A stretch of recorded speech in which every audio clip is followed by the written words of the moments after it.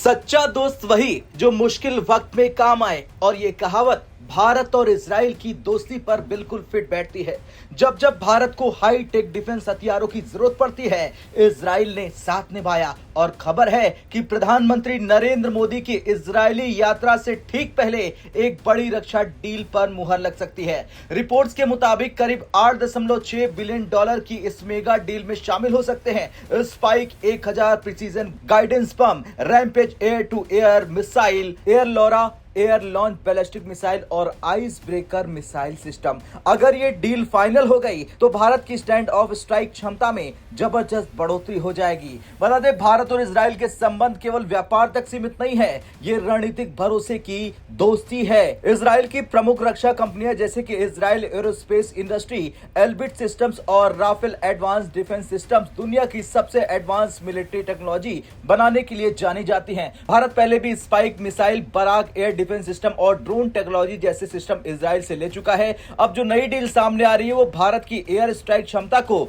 एक नए लेवल पर ले जा सकती है। बता दें, spike 1001 precision guided air to ground weapon system है। इसकी रेंज लगभग 100 किलोमीटर है, हिट एक्यूरेसी 3 मीटर से कम है, जीपीएस के साथ साथ इलेक्ट्रो ऑप्टिकल गाइडेंस से लैस है। इसकी सबसे बड़ी खासियत यह है कि ये टारगेट की इमेज को पहले ही स्टोर करता है और फिर रियल टाइम में मैच करता है। यानी अगर दुश्मन जीपीएस जैम कर दे तब पर भी ये अपने लक्ष्य को पहचान सकता है। भारतीय वायुसेना के लिए इसका मतलब है दुश्मन के एयर डिफेंस को जद से बाहर रखकर सटीक हमला करना। इसके अलावा है रैम्पेज मिसाइल, जिसे एल्बिट सिस्टम्स ने विकसित किया है। 150 से 250 किलोमीटर की रेंज तक मार कर सकता है। इसे SU-30 MKI और MiG-29 जैसे विमानों से लॉन्च किया जा सकता है। इसके अलावा एयर लोरा, जिसे इजराइल एरोस्पेस इंडस्ट्री ने विकसित किया है, लगभग 400 किलोमीटर की रेंज वाली air launch ballistic missile system है।